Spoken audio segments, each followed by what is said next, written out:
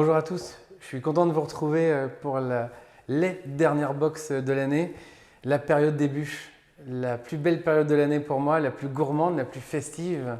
Et pour cela, la Use Me, entre autres, une bûche plein de gourmandises et de peps, avec de l'acidité, avec sa mousse yuzu citron, beaucoup de gourmandises avec un crémeux Namelaka chocolat Jivara ou du financier miel citron et de la délicatesse avec un sablé aux 2 sésames. Et bien maintenant, je pense qu'il ne nous reste plus qu'à commencer. Allez, c'est parti pour la première recette, l'insert Namelaka Jivara. Alors pour cela, on a besoin de plusieurs choses. La crème liquide froide, pesée. Vous avez vu que là, j'ai déjà réhydraté depuis 5 bonnes minutes ma gélatine. La masse doit être vraiment compacte, dure pour pouvoir l'utiliser. Donc ça, c'est fait. J'ai fait préfondre mon chocolat et préchauffer et porter à ébullition mon lait. Alors, je vais commencer par venir mettre ce lait en 3 fois sur le chocolat. Je vais mettre un premier tiers et je vais émulsionner.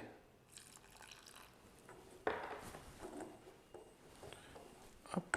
Donc, on émulsionne toujours à l'aide d'une spatule dure, rigide, plastique ou bois, ou alors un fouet, d'accord? Et on émulsionne vraiment au centre, comme ceci fortement, afin de faire prendre la ganache.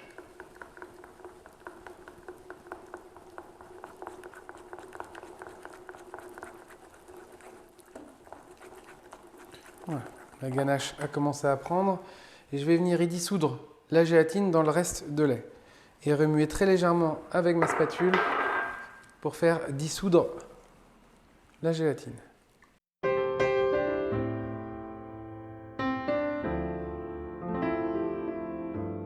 On va venir maintenant incorporer les 2 autres tiers de lait dans la ganache et on va bien émulsionner entre chaque. Si jamais vous voyez que votre chocolat est en train de se dissocier à cette étape-ci, c'est pas grave. Vous allez voir que quand vous allez rajouter le 2e tiers de lait, tout va reprendre et ça va se lisser.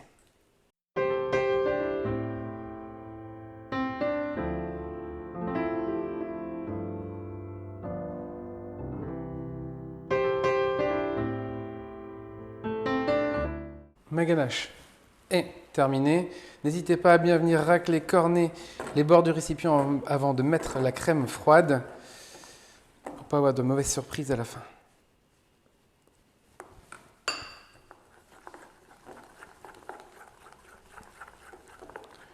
Et maintenant, je vais venir ajouter la crème froide en fin filet tout en remuant.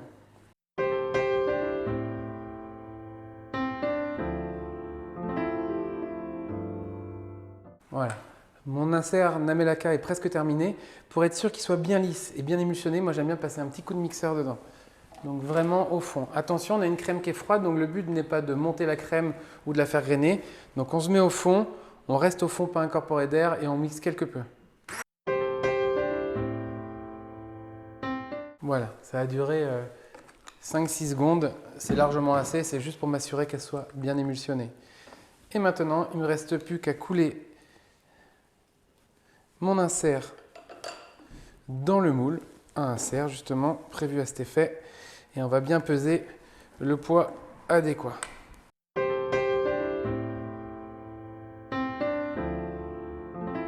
Donc on a bien nos 350 g dans l'insert, il m'en reste un petit peu. Ce petit peu, on ne le mange pas, on ne le jette pas, on le met dans un pot et on le garde pour la décoration en fin de bûche tout à l'heure.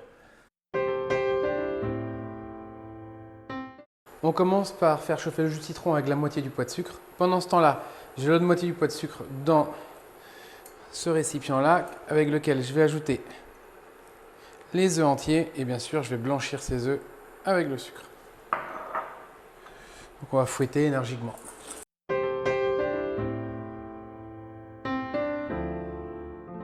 Mon jus de citron arrive à ébullition, j'éteins.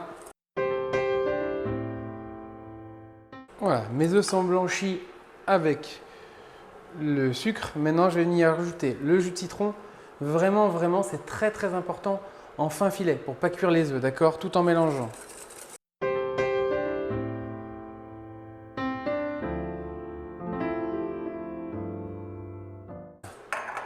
Tout le jus de citron est ajouté. Je fouette bien pour bien répartir la chaleur. Tac. Et maintenant, je remets tout dans la casserole. Alors, on va recuire la crème jusqu'à ébullition. D'accord? Deux choses à savoir. Toujours un feu doux pour ne pas brûler les œufs et toujours en mouvement. C'est-à-dire qu'on est tout le temps obligé de fouetter dès qu'on rallume le feu sous la casserole. Donc, deux choses à ne jamais faire. C'est de laisser les œufs statiques pour pas qu'ils brûlent et de ne jamais non plus allumer le feu sous une casserole vide et de verser les œufs dedans avec la casserole chaude, ça pourrait brûler. D'accord? Donc, on va fouetter jusqu'à ébullition, que ça soit totalement épais. Une fois que c'est fait, on va venir le débarrasser directement dans le récipient dans lequel on vient de blanchir les œufs.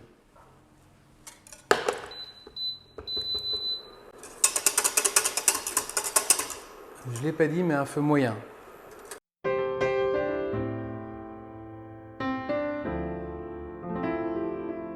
Alors là, ça commence à épaissir. Ça ressemble à une crème pâtissière.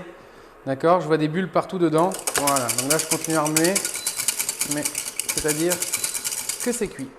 Voilà. Alors là, tout de suite, je viens débarrasser pour pas que ça brûle. Voilà. Tac. Non, il va falloir incorporer le beurre dans ce crémeux. Alors moi, ce que j'aime bien faire, et pour être sûr d'avoir une super réussite, une bonne incorporation du beurre et pas se fatiguer, je vais mettre le mixeur dedans, je vais mixer en permanence et je vais jeter les morceaux de beurre un à un pour les incorporer.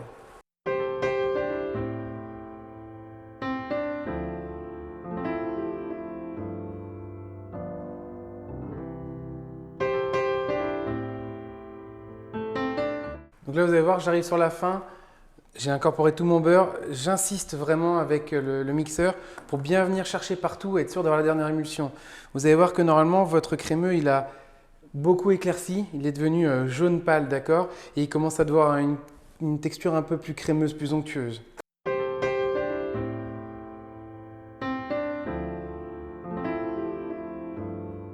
Parfait, il est prêt. Hop, il ne reste plus qu'à corner le mixeur pour être sûr de tout récupérer et d'aller chercher mon moule à insert qui contient le crémeux au chocolat. Alors, mon insert chocolat est là, vous voyez, complètement congelé. Je vais venir ramener le crémeux par-dessus. Voilà, pour essayer d'en remplir le plus possible. Il faut vraiment que ça soit à ras-bord, il ne faut pas que ça bombe. Et vous voyez, j'en mets un peu, je tase légèrement et après avec une spatule, je vais venir étaler tout le crémeux. Là, j'ai un gros coup de chance, vous voyez. Il reste que ça. Maintenant, s'il y a vraiment trop d'excédent, n'hésitez pas à l'enlever. D'accord? Voilà. Le reste de crémeux citron, on va venir le mettre dans un petit bol. Et pareil, on va le réserver au frigo avec un film au contact jusqu'au moment du dressage final et de la décoration. On attaque le sablé aux 2 sésames. Alors pour ça, j'ai déjà réuni dans la cuve du batteur le sucre impalpable et le beurre mou que je vais mélanger jusqu'à ce que ce soit totalement homogène. Ce qu'on appelle crémer le beurre. Vous allez voir, il va changer de couleur.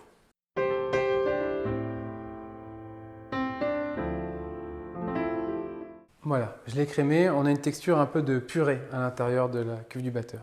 Maintenant, je vais venir y ajouter les œufs. Un petit conseil, c'est ajouter les œufs en plusieurs fois afin qu'il soit plus facile qu'ils s'incorporent au mélange beurre-sucre. N'hésitez pas à venir racler de temps en temps le bord de la cuve pour bien ramener le beurre au centre pour que l'œuf s'incorpore bien.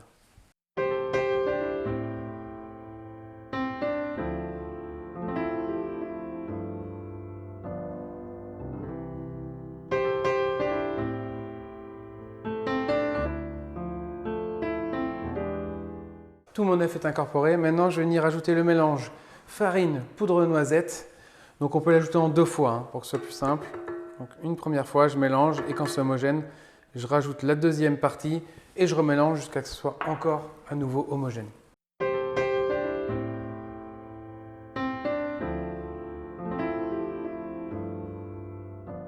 Voilà, mon mélange est homogène. Maintenant, je vais rajouter mon mélange des 2 sésames. Alors attention, quand on va l'ajouter, le but c'est de mélanger pour que ça soit homogène, mais de ne pas surmélanger, pour ne pas écraser le sésame dans l'appareil, d'accord? Donc ça va durer 5, 10, 15 secondes et quand on voit que tout le sésame est mélangé, on arrête.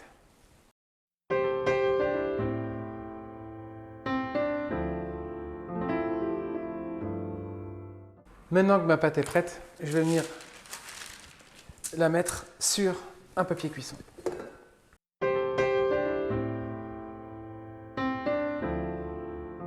Afin d'avoir un rectangle correct pour pouvoir découper mes deux biscuits, c'est-à-dire celui de base et celui de décoration du dessus, j'ai dessiné un rectangle de 27 par 15. Donc on va essayer d'étaler au mieux ma pâte pour qu'elle remplisse ce rectangle sans qu'elle dépasse trop et qu'elle fasse bien sûr 5 mm d'épaisseur. Allez, c'est parti.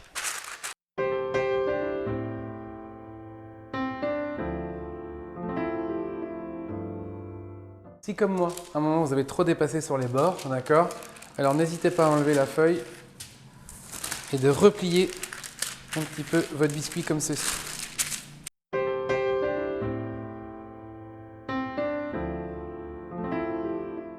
On repose dessus, avec le rouleau on réhomogénise toute la pâte pour ne pas avoir des côtés plus épais que les autres.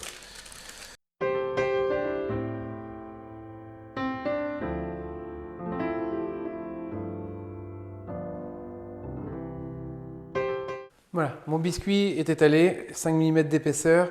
Maintenant, il ne me reste plus qu'à aller le mettre une bonne demi-heure au congélateur pour pouvoir le découper.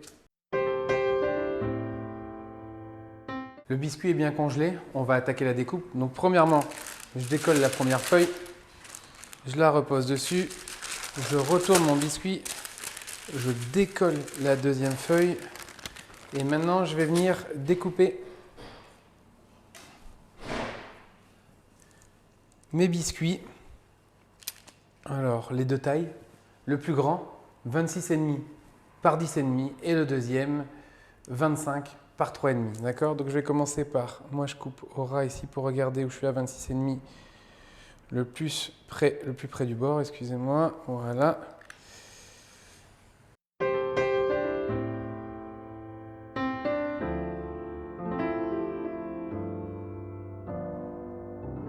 Alors mon premier grand biscuit de 26,5 par 10,5 est découpé. Tac. Voilà. Maintenant je découpe mon deuxième biscuit de 25 par 3,5.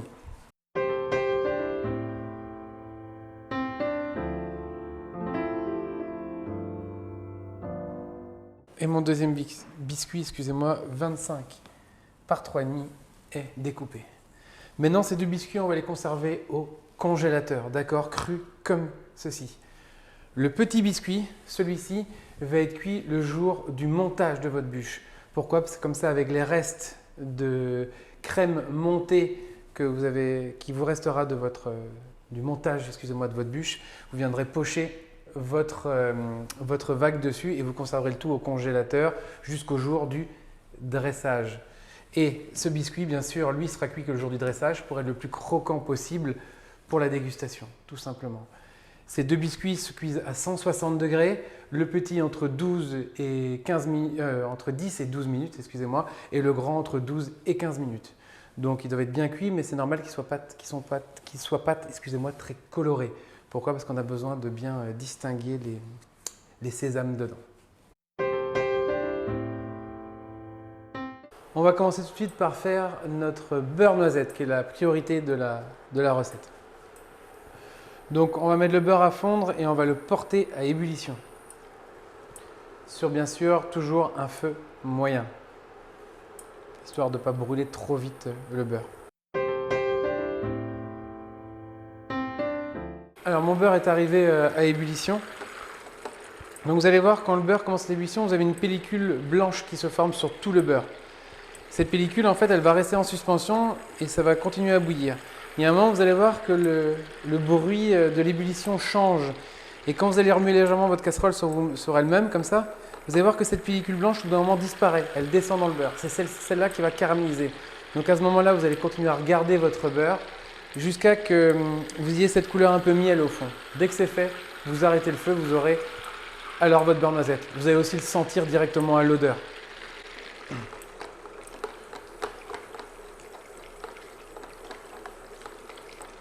Voilà, moi là je viens de le remuer, donc je ne sais pas si vous entendez bien le bruit, mais en fait ça devient un peu plus aigu, le bruit du bouillonnement. Et là tout le blanc moi a disparu. Donc maintenant je vais continuer à remuer. Là je sens un peu le beurre noisette, Donc je commence à regarder le fond, c'est pas encore couleur miel, donc je continue légèrement.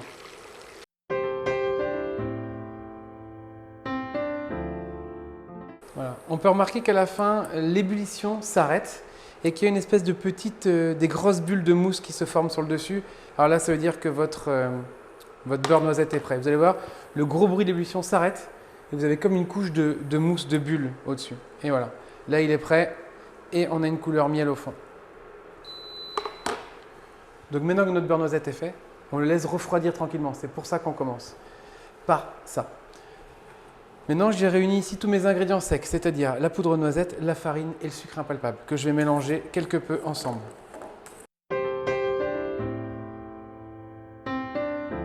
Puis je vais y ajouter le miel et aussi les blancs d'œufs. Alors les blancs d'œufs, pour que ce soit plus facile à incorporer, vous les fouettez quelque peu ou alors à la fourchette, un peu comme une omelette, pour les casser.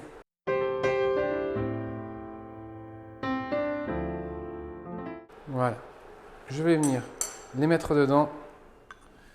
Et maintenant, le but est de tout mélanger pour rendre l'appareil homogène. Mon appareil est homogène. Maintenant, je vais venir ajouter le beurre noisette en fin filet, d'accord? Vraiment en fin filet, j'insiste bien là-dessus, pour ne pas cuire les œufs qui sont dedans ou faire exploser les fécules de farine, un peu comme de la pâte à choux, d'accord? Donc vraiment en fin filet. Et quand vous arrivez à la fin de votre beurre noisette, n'hésitez pas à bien mettre ce qu'on appelle le brûlé, hein, tout ce qui est un peu noisette au fond, cette petite poudre. Bien sûr, il faut la mettre dedans parce que c'est elle qui donne aussi ce goût gourmand.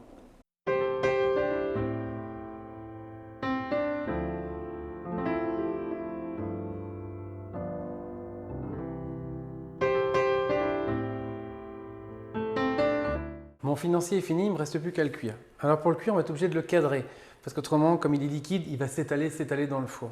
Donc pour ça, moi par exemple, j'utilise un cadre de chez Sycomart, c'est le 26,5 par 10,5 pour retenir. Vous pouvez aussi très bien utiliser un moule à cake ou ce que vous voulez.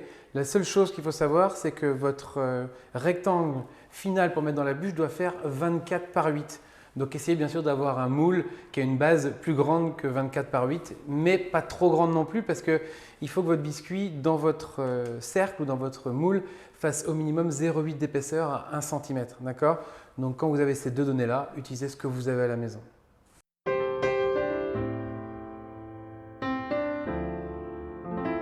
Une fois que c'est fait, il ne me reste plus qu'à le cuire à 180 degrés pour bien le saisir, 10 à 12 minutes.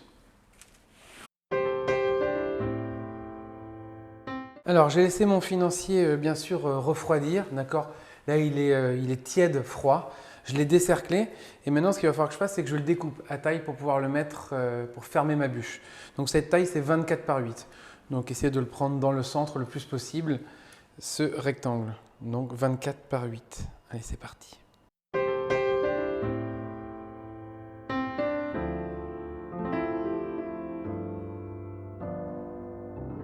Alors, ce biscuit peut être conservé soit, si c'est maintenant là, le dressage à température ambiante ou au frigo, mais vous pouvez aussi le faire la veille ou l'avant-veille et le conserver comme ceci au congélateur, prêt à mettre dedans. D'accord? Donc, pour commencer, on a notre chocolat. Hein, c'est le yuzu est apporté par le chocolat inspiration yuzu de chez Valrhona. J'ai bien réhydraté ma gélatine. Vous voyez, ça fait bien 5-10 minutes qu'elle est réhydratée. Elle est vraiment dure hein, pour l'utilisation, c'est vraiment très important. Ma crème froide, mon jus de citron et ma crème que je viens de porter à ébullition. D'accord? Donc je vais commencer par mettre environ la moitié de la crème sur le chocolat. Ce qui est important en fait, c'est de recouvrir tout le chocolat. Voilà. Une fois qu'on a mis la crème sur le chocolat, on la met de côté et on va laisser agir la chaleur pendant 1 minute. Pendant ce temps-là, je vais venir mettre ma gélatine dans le reste de crème chaude et je vais remuer tranquillement pour la dissoudre.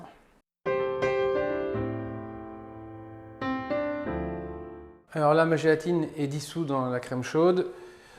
Ici, ça fait environ 1 minute que la chaleur est en train d'agir. Alors maintenant, je vais mettre vraiment au centre et je vais émulsionner ma ganache.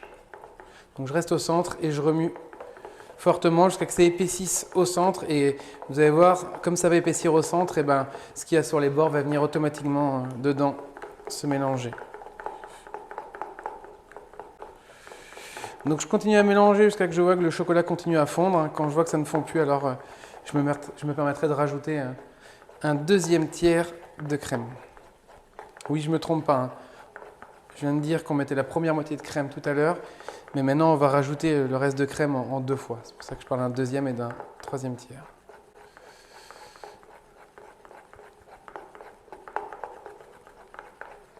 Voilà, là ça ne fond plus, il reste quelques petits bouts de chocolat en suspension. Je viens rajouter la moitié de la crème et je remélange.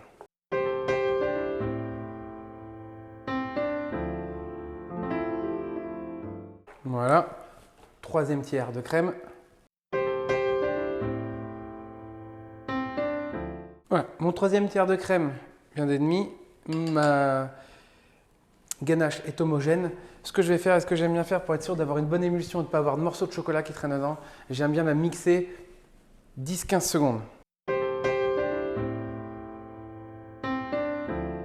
Cela me permet deux choses.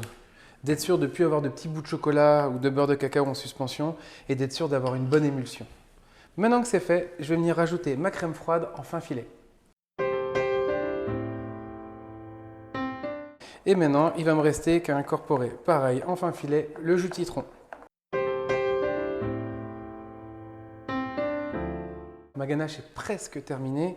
Ce que j'aime bien faire, pareil, à la fin, c'est remettre un petit coup de mixeur pour être sûr que tout soit bien homogène et stable. Là, par contre, attention, restez au fond, petite vitesse et 5-10 secondes. Il ne faudrait pas commencer, comme tout à l'heure, à émulsionner la crème dedans.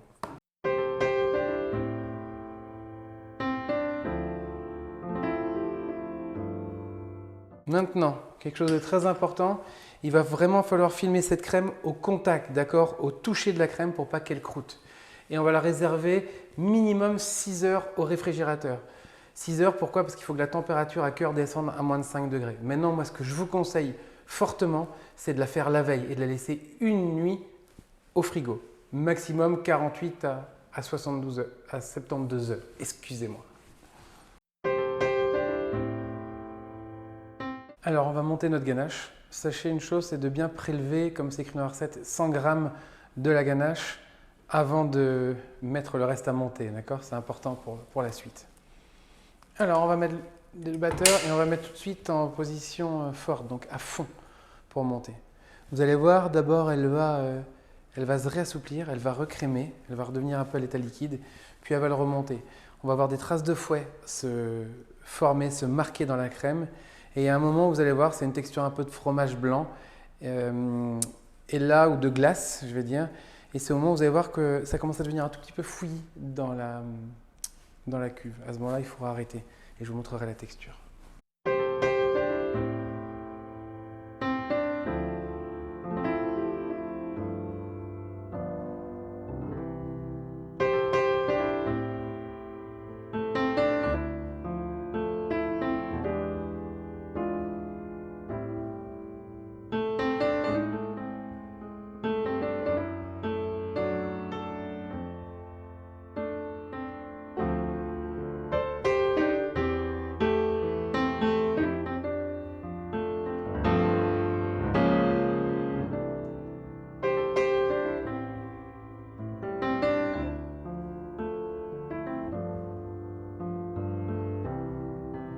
Alors on voit qu'on a une texture de fromage blanc et qu'en fait la crème commence à bouger toute seule dans la cuve du batteur. Alors si vous regardez, vous voyez, la crème tient bien dans le fouet. Elle tient bien, mais elle est juste, vous voyez, elle bouge, elle a vraiment une texture un peu de glace, comme ceci. D'accord? Là, attention, juste à une chose, souvent il y a un petit peu de ganache qui est liquide au fond. Donc moi, ce que j'aime bien faire, c'est venir fouetter légèrement comme ça, à la main, quelque peu, pour être sûr de bien venir chercher ce qui est liquide au fond. Maintenant, il ne vous reste plus qu'à la mettre en poche et on se retrouve pour le montage. Alors, on va attaquer notre montage. Donc, j'ai ma ganache qui est prête juste là. Mon financier, qui est moi pratiquement congelé pour que ce soit plus facile à mettre dedans. Et mon insert que je vais aller chercher au dernier moment pour le montage. Alors, je vais commencer par remplir ma poche avec la mousse, la ganache. Alors vous allez voir, je vais vraiment venir me positionner au fond, comme ceci, d'accord? Et vous allez voir, il va falloir que je remplisse, je dirais, aux 2/3 mon moule, mais sans faire de bulle d'air. Donc je ne veux pas des boudins, vous voyez, je vais appuyer vraiment très très fort pour commencer et amener la crème comme ceci. J'ai fait un premier passage, je vous montre, mais là, je n'ai pas assez de crème et donc du coup de ganache. Donc je vais revenir en remettre une deuxième couche. Mais je vais venir m'enfoncer dans la crème pour ne pas faire de bulle d'air, vous voyez, comme ceci, et en remettre une deuxième couche. Donc là, en gros, j'ai mis, je dirais, 80% de ma poche. D'accord? Une fois que c'est fait, je pose ma poche ici. Je vais prendre mon moule et je vais le taper. Pour être sûr d'avoir chassé toutes les bulles d'air. Et maintenant, je vais aller chercher mon insert. Alors, mon insert qui est comme ceci. Donc, je vais vraiment le démouler tranquillement. Voilà.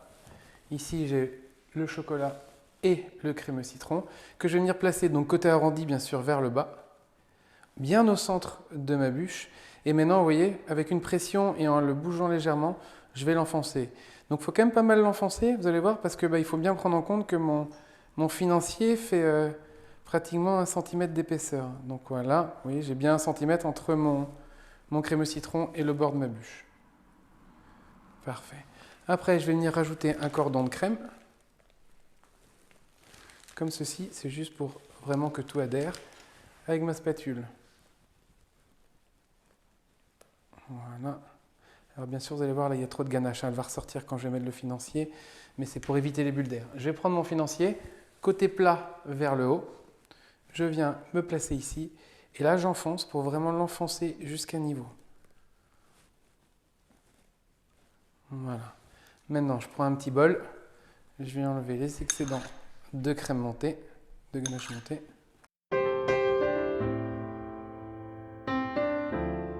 Voilà, là je viens d'enlever les excédents et alors donc du coup je remarque que mon biscuit ici, vous voyez, il est encore trop haut, il ressort. Donc il ne faut pas hésiter à rappuyer légèrement pour bien le mettre dedans, voilà, qui ne dépasse pas du tout. Et je vais revenir enlever une deuxième fois l'excédent de crème.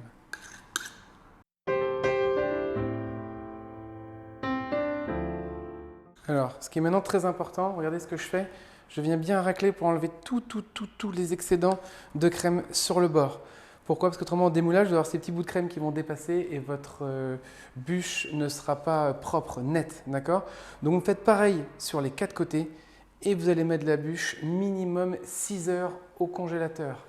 Le mieux, c'est une nuit, comme ça vous êtes tranquille, vous êtes sûr qu'elle est bien dure le lendemain pour le démoulage et pour le spray velours.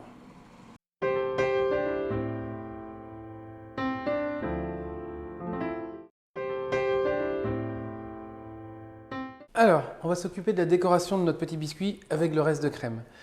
Premièrement, je vous ai fait, vous avez vu, cuire ce biscuit à l'avance. Pourquoi? Parce qu'en fait, ce reste de crème va pouvoir se conserver que 2-3 jours au frigo, malheureusement. Et que si vous avez monté votre bûche quelques jours ou quelques semaines à l'avance de Noël, cette crème, vous n'allez pas pouvoir la garder. Alors, le but, en fait, est de pouvoir la monter, de pouvoir l'utiliser décorée et de conserver ça au congélateur. Ça a 2 utilités en plus. Donc la première, c'est de ne pas devoir refaire une ganache. Et la deuxième, en fait, c'est que de congeler ce biscuit, quand il va décongeler, il va faire un petit peu d'humidité. Ce qui permet en fait qu'il va être un petit peu moins croquant que par exemple le même biscuit qui va être votre biscuit de base. Donc à la découpe de votre bûche, ça sera même un petit peu plus facile. Donc je dirais pas, mais c'est mieux même de le congeler un petit peu. Donc j'ai ma crème ici, c'est mes 100 g de crème qui restent. Et là, je vais les fouetter assez fort jusqu'à avoir une ganache montée, mais un peu plus montée fortement que tout à l'heure. Je vais vous montrer.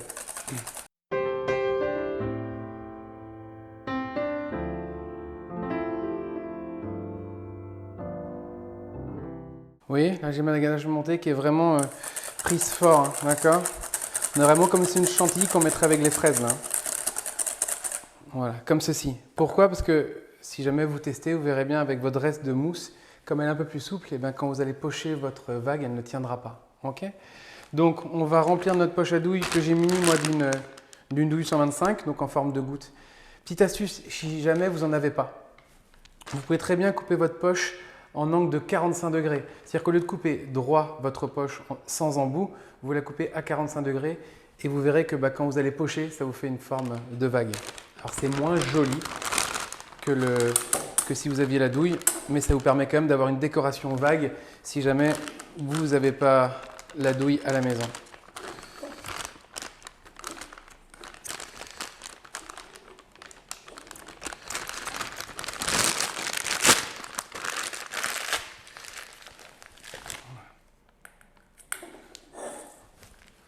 Alors, c'est très simple. Il faut prendre son temps, il ne faut pas vouloir aller trop vite.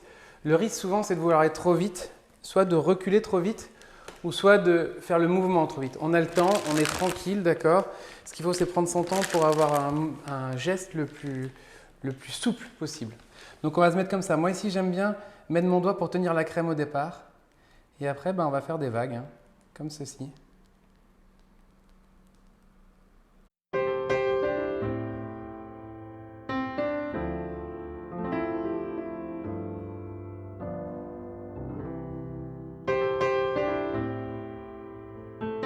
Voilà, bon ici il manque, vous voyez, juste un tout petit peu, donc je reprends vraiment où j'étais et je vais jusqu'au bout. Voilà, ma petite vague est faite et maintenant ce que je vais faire, c'est que je vais conserver ce biscuit au congélateur jusqu'au jour du dressage. Alors, on va attaquer le spray velours. Alors, première petite chose à savoir sur cette bonbonne, ce qu'il faut, c'est essayer de réchauffer légèrement le beurre de cacao dedans. Donc ce qui est bien, c'est de tremper à 1/3 la bonbonne, à peu près jusqu'ici, dans de l'eau tiède. J'ai bien dit de l'eau tiède, c'est maximum la température du bain. Même si c'est un chaud-froid, c'est-à-dire un peu comme un biberon, c'est largement assez.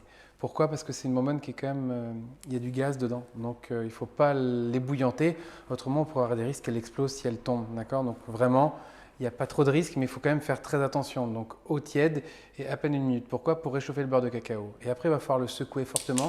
Vous allez entendre la petite bille dedans, d'accord? Ce qui va permettre de décoller le beurre de cacao et de bien le mélanger au gaz. Donc vous la fouettez, vous la secouez comme ça pendant une bonne minute. Une fois que c'est fait, on va venir mettre le spray velours. Donc pour mettre un spray velours, on se met ici à une vingtaine de centimètres de la bûche et on va venir mettre des petits coups partout comme ceci. On reste jamais au même endroit et jamais trop longtemps, histoire de ne pas faire des paquets, d'accord? Oui, je viens comme ceci. Après, je vais tourner ma bûche pour pouvoir bien venir en mettre partout.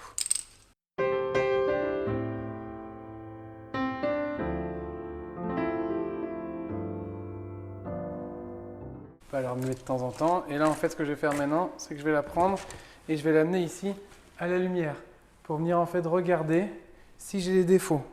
Donc je regarde, je fais le tour de ma bûche comme ça et je regarde bien la lumière. Il n'y a pas de défaut, c'est bon, j'arrête. Il y a des défauts, je la remets et je vais remettre des petits coups de spray velours. Allez, on est presque au bout. Du coup, on va commencer par coller notre biscuit vague sur notre bûche. Donc ce que je fais, je prends le crémeux citron et je vais venir mettre au centre quelques petits points. Vraiment des petits points, mais un peu partout.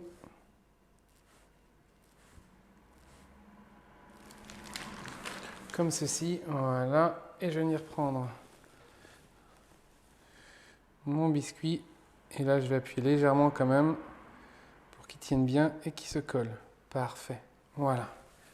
Alors après, maintenant, ça, c'est vraiment à vous hein, d'aimer un peu, de laisser parler votre créativité. On va faire des petits points. Donc toujours dans les creux, donc dans le retour, vous voyez, de la vague, on va venir mettre du citron.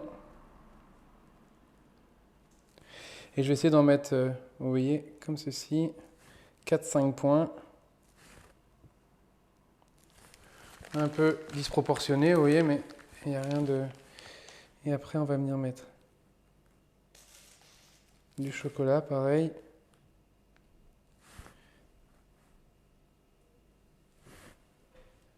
Comme ceci. Après, souvent, ce que j'aime bien, moi, faire, c'est un peu en quinconce, hein, comme ceci, ici. Voilà. Voilà. Et je vais venir mettre des petits citrons.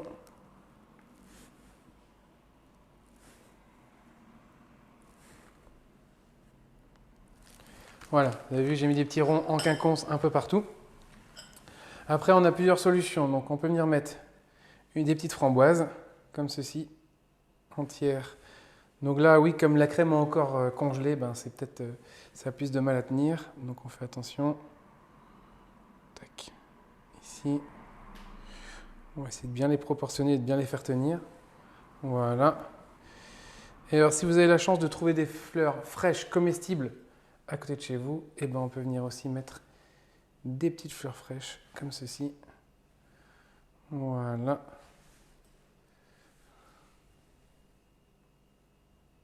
Dessus. Et la déco est finie. Maintenant, il va rester que la meilleure partie, c'est la dégustation. Je suis content, heureux d'avoir passé ce moment avec vous. Il ne me reste plus que maintenant à vous souhaiter de très très joyeuses fêtes. Vraiment beaucoup et plein de gourmandises avec Use Me par exemple et avec plein d'autres choses que vous avez dégustées pendant vos fêtes. Et puis vous donner rendez-vous en 2022 pour de nouvelles box.